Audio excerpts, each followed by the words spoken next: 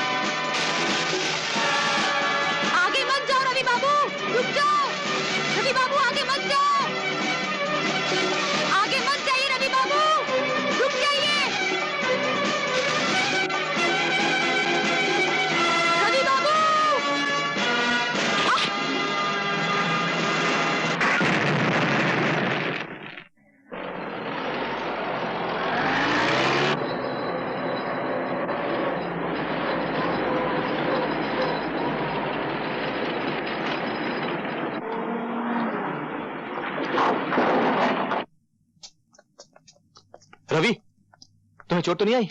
जिन्हें मैं वक्त पे कूद गया था, लेकिन जीप बिल्कुल खत्म हो गई। अरे तुम्हारी जान जीप से कहीं ज्यादा कीमती है। लेकिन ये हरकत की किसने? आपके लाडले बेटे राजेश ने। वो देखिए भाग रहा है।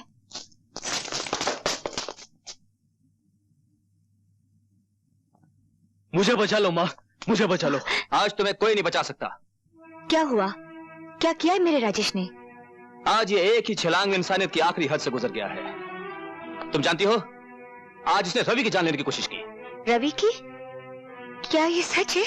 यही सवाल जब अदालत में इससे पूछा जाएगा तो ये कह नहीं सकेगा कि ये झूठ है। सवाल तो आज मैं अपने आप से कर रहा हूं कि मैंने ऐसे बेटा मांगा क्यों था। मैं तो अपनी वसीयत में लिख जाऊंगा कि मेरी चिता को नीच से नीच आदमी आग दे, मगर ये अधिकार मेरे बेटे को ना मिले। मुझे ये अधिकार चाहिए भी नहीं। चाहिए तो सिर्फ अपना वो हक चाहिए जो आपने एक सगे बेटे से छीनकर एक बेगाने को दे दिया है। मेरा जुर्म ये नहीं कि मैंने रवि की जान पे हमला किया, मेरा जुर्म ये है कि मेरा हमला नाकाम रहा। आपने मुझे बुलवाया था साहब? आइए इंस्पेक्टर साहब, इसे गिरफ्तार कर लीजिए। इसने रवि की जान लेने की कोशिश की है। ठाकुर साहब, तुम देख रही हो माँ, पिताजी मेरे साथ क्या सुलूक कर रहे हैं। जो आज हुआ है बेटे, वो कई साल पहले हो जाना चाहिए था। गलती तो हमारी है जो हमने जहर के पौधे को दूध से सींचा। इंस्पेक्टर साहब, ले जाइए इसे। ठीक है। इसे एक मौका दे दीजिए, ये सुधर जाएगा। ले जाइए इसे इंस्पेक्टर साहब। भिजवा दीजिए मुझे जेल में, चढ़वा दीजिए मुझे फांसी के ऊपर। इससे ज्यादा आप कर भी कर सकते हैं। आप मेरे बाप नहीं, कसाई है, कसाई है आप। सावित्री,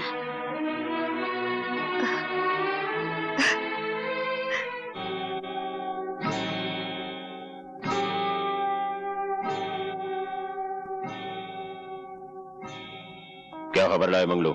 सरदार, प्रेम सिंह के बेटे राजेश ने रवि को मारने की कोशिश की, इसलिए प्रेम सिंह ने राजेश को पुलिस के हवाले कर दिया। यह तो हमारे लिए बहुत बड़ी खुशखबरी है।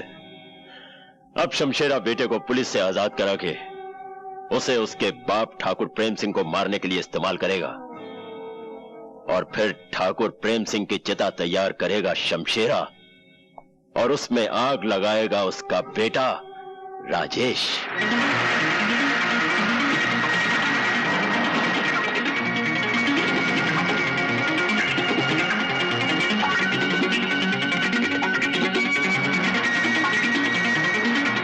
चलो।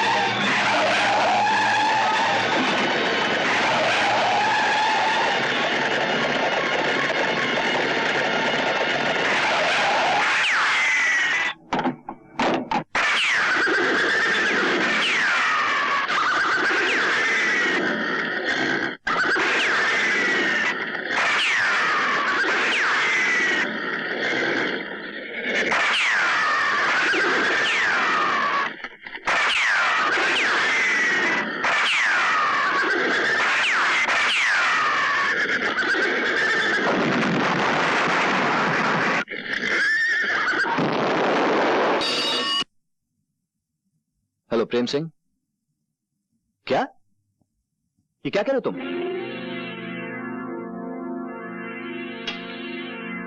क्या हुआ?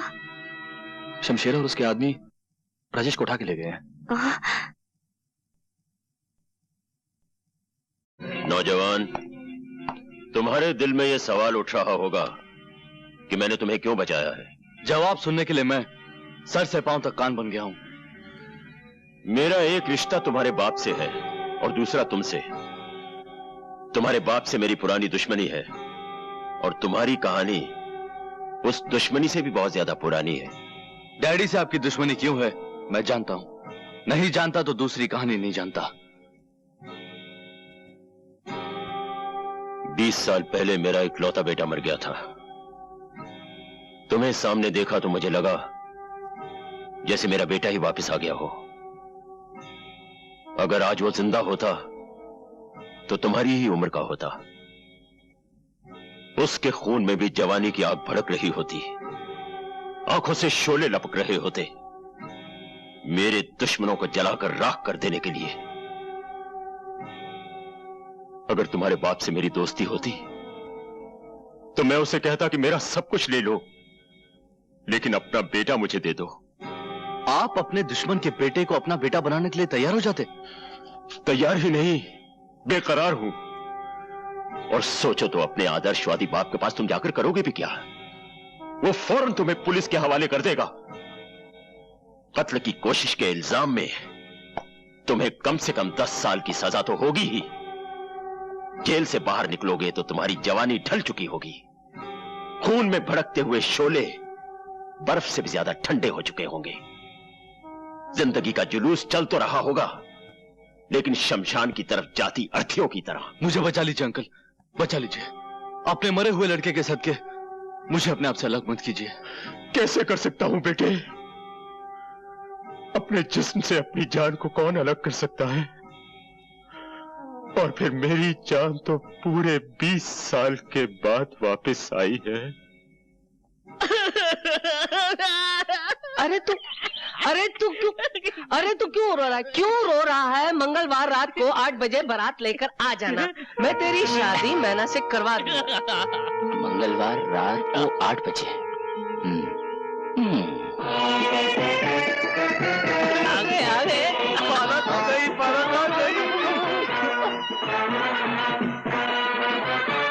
चलिए हाँ, चलो आइए जवाहराज आइए। अरे नहीं, संभालो ठीक है। अरे ये दूसरी बारात कहाँ से आई?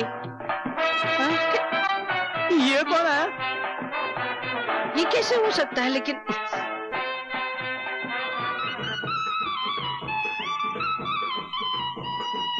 अरे सरकार, हीर एक रांझे 2, लड़की 1 और बाराते 2। ये क्या हो रहा है? दोनों दूल्हे अपने चेहरे दिखाओ। हाँ अब तुम दिखाओ। पीलू, तुम्हें इस हरकत के लिए बहुत बड़ी सजा मिलेगी। मत छुओ मुझे। क्या हो गया तुम्हें बिजली? ये मुन्नी बाई कौन है जिसके पास तुम लाल जोड़ा लेकर गए थे? वो मुन्नी बाई जिसका तुम जिक्र कर रही हो, वहां मैं गया जरूर था, लेकिन अपनी मर्जी से नहीं, मजबूरी से। अपनी अय्याशी को मजबूरी का नाम ना दो। ये क्यों नहीं कहते कि तुम्हारा दिल मुझसे भर गया था, इसलिए तुम मुन्नी बाई के पास गए थे? ये झूठ है बिजली। मैंने प्यार किया तो सिर्फ तुमसे किया है। मेरी जिंदगी के हर पन्ने पर तुम्हारा नाम लिखा है। मैं जाता रहा हूं बिजली, धर्म की रस्सी से बंधा वहां जाता रहा हूं। एक बड़े घर की औरत जिसे मैं मां कहता हूं, उस मां का अपना बेटा मुन्नी बाई के प्यार में होशो हवास खो बैठा था। उसे बाजार से घर लाने के लिए मुझे मुन्नी बाई से प्यार का नाटक करना पड़ा। मैं ये कैसे मान लूं कि जो तुमने उसके साथ किया वो नाटक था, और जो मेरे साथ कर रहे हो वो नाटक नहीं है?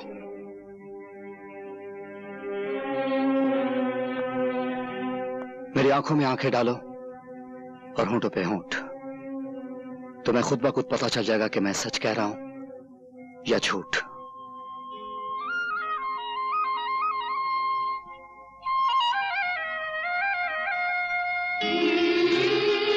अब तो यकीन आया ना, मैंने उसे जो कुछ भी दिया था वो छलावा था। वो सुहाग की साड़ी, वो मांग का सिंदूर, वो लाल चूड़ियां।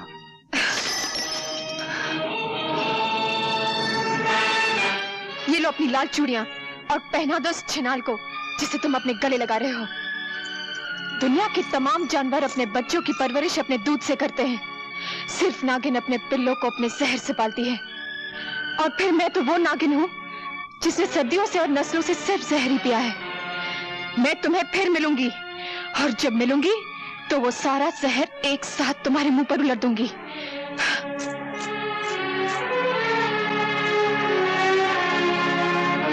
शक्ति सिंह, तुम और यहाँ? हाँ शक्ति सिंह, तुम हमेशा चल के मेरे पास आया करते थे, लेकिन आज मैं खुद तुम्हारे पास आई हूँ।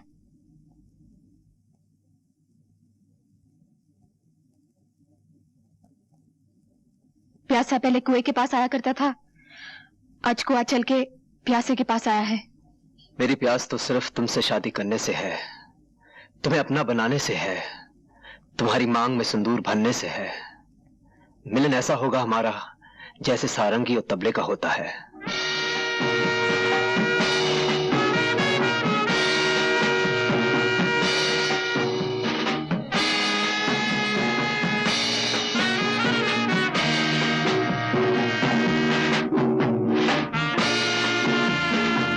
ये मिलन जरूर होगा शक्ति सिंह। मैं अपना हुस्न, अपनी जवानी, जो कुछ भी मेरे पास है, सब कुछ तुम्हारे कदमों में रख दूंगी। लेकिन इससे पहले तुम्हें मेरे लिए एक छोटा सा काम करना होगा। तुम काम बोलो मुन्नी बाई, तुम्हारे मुंह से जो बात निकलेगी पूरी की जाएगी। मैं चाहती हूँ एक बार, सिर्फ एक बार रवि को मेरे सामने खड़ा कर दो। उसके हाथ और उसके पांव पर इख्तियार तुम्हारे होंगे, लेकिन इसके जान पर हक सिर्फ मेरा होगा, सिर्फ मेरा। समझ लो मुन्नी बाई, तुम्हें तुम्हारा हक मिल गया।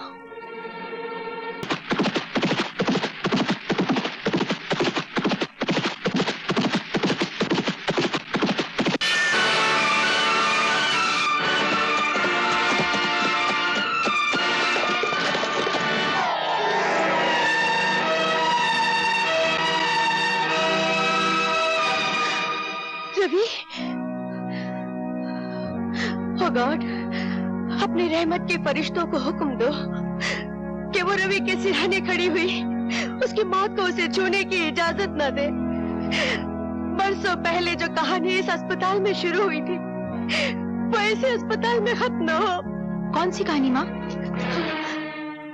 एक औरत की कहानी जिसकी शादी नहीं हुई थी और वो माँ बनने वाली थी। एक बच्चे की कहानी जिसे उसने जन्म दिया और उसे कह दिया गया कि उसका बेटा मरा हुआ पैदा हुआ है। रवि वही बच्चा है जिसकी जिंदगी मैं आज अपने गॉड से मांग रही हूँ। मगर इसकी माँ कहाँ है? ठाकुर प्रेम सिंह की पत्नी सावित्री ही रवि की माँ है। किसकी मंगल कामना करने जा रही हैं आप? मैंने पूछा, किस पति की मंगल कामना करने जा रही हैं आप? कौन हो तुम? यहाँ किस लिए आई हो? हूँ तो एक कोठे वाली और नाम है मुन्नी बाई, लेकिन मैं भी आपकी तरह घरवाली बनना चाहती हूँ। इसीलिए आज करवा चौथ के दिन आपके दरवाजे पर 2 चुटकियां सिंदूर की मांगने आई हूँ। अपने पाँव में बंधे हुए घुंघरू को देखो और फिर मेरे मंदिर जैसे घर पर नजर करो जहाँ तुम इस वक्त खड़ी हो। आप भी अपने गले में पड़े हुए खानदानी 9 लखे हार को देखिए जो आपके बेटे राजेश ने एक दिन मेरे गले में डाला था, और फिर इस सुहाग के जोड़े पर नजर डालिए जो आपका दूसरा बेटा रवि खुद मेरे पास लेकर आया था। मैं आपके पास आज इसलिए आई हूँ कि आप अपने दोनों बेटों की शादी मुझसे करा दें। विश्वास रखिए, मैं उन दोनों की जिंदगी स्वर्ग बना दूंगी। चुप हो जाओ, शर्म नहीं आती तुम्हें ऐसी बातें करते हुए? मुझ जैसी बहू को 2 शादियां करने में शर्म कैसी? जब आप जैसी सास को शर्म नहीं आई एक शादी के बाद दूसरी शादी करते हुए? क्या बकवास कर रही हो? थोड़ा सा दिमाग पर जोर डालिए और याद कीजिए, एक विजय नाम का शूरवीर आपकी जिंदगी में आया था। ये झूठ है। तुमने और विजय ने चुपचाप शादी कर ली थी, क्या ये भी झूठ है? तुम्हारी एक औलाद भी हुई थी, क्या ये भी झूठ है? जिसे डॉक्टर और तुम्हारे बाप ने मरा हुआ करार दिया था, क्या ये भी झूठ है? क्या चाहिए तुम्हें? सबसे पहले मुझे ये खानदानी 9 लखा हार चाहिए जो अब भी आपके गले की शोभा बना हुआ है, और फिर वो तमाम जेवर चाहिए जो आपने अपने आने वाली बहुओं के लिए तिजोरी में बंद कर रखे हैं। खबरदार मुन्नी भाई, अगर इस हार को हाथ लगाने की कोशिश की तो तुम्हारे हाथ काट दूंगा। जिनके घर शीशे के होते हैं वो दूसरों के घरों पर पत्थर नहीं फेंकते ठाकुर साहब। अगर हाथ काटने ही है तो अपनी बीवी के काटिए जिसने आपकी नाक कटा रखी है, जिसने आपको धोखा दिया है। निकल जाओ यहां से।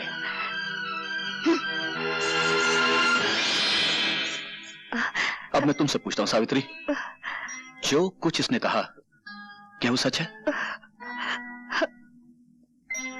इतना बड़ा सच छुपाया तुमने मुझसे, अपने पति से, जिसे तुम परमेश्वर मानती थी? मैं पूछता इतना खूबसूरत धोखा क्यों किया तुमने मेरे साथ? क्यों किया? आखिर क्यों? वक्त से बढ़कर धोखेबाज और कोई नहीं होता। जो सच्चाई कड़वी हो उसे छुपाना कोई पाप नहीं है। जो सच्चाई बोलने से घर में आग लग जाए उसे ना बोलना ही ठीक है। मरते वक्त मेरे पिताजी ने मुझसे ये वचन लिया था, पर आज जब आप सब कुछ जान गए हैं तो और एक सच्चाई भी जान लीजिए। मेरे स्वर्गीय पति की संतान रवि है।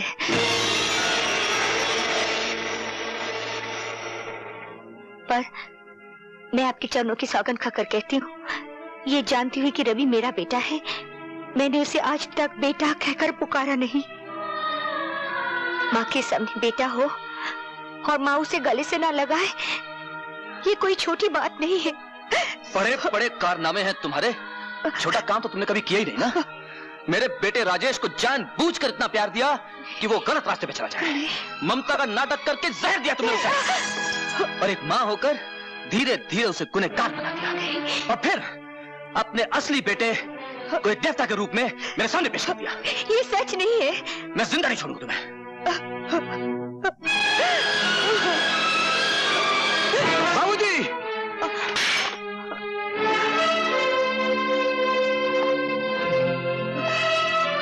उठो मां।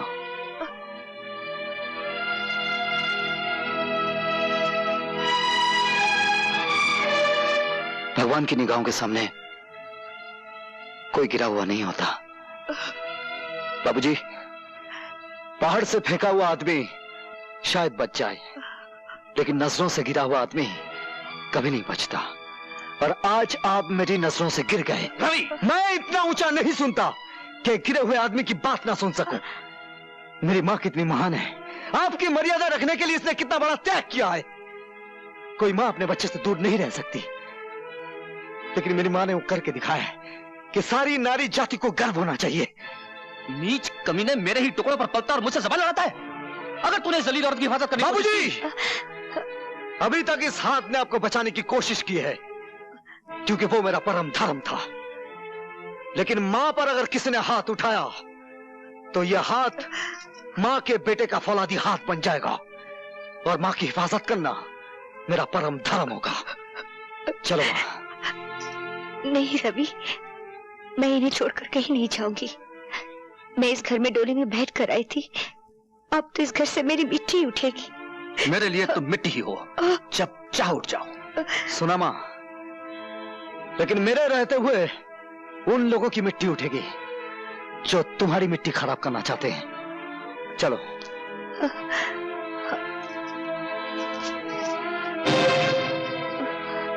क्षमा और दया का दान तुम्हें इन दरवाजों से नहीं मिलेगा मां। इस खानदान की तो यह रस्म है कि जख्मों पर मरहम ना लगाया जाए, पहले उन पर नफरत चलाया जाए, बाद में नमक छिड़का जाए। आओ आओ।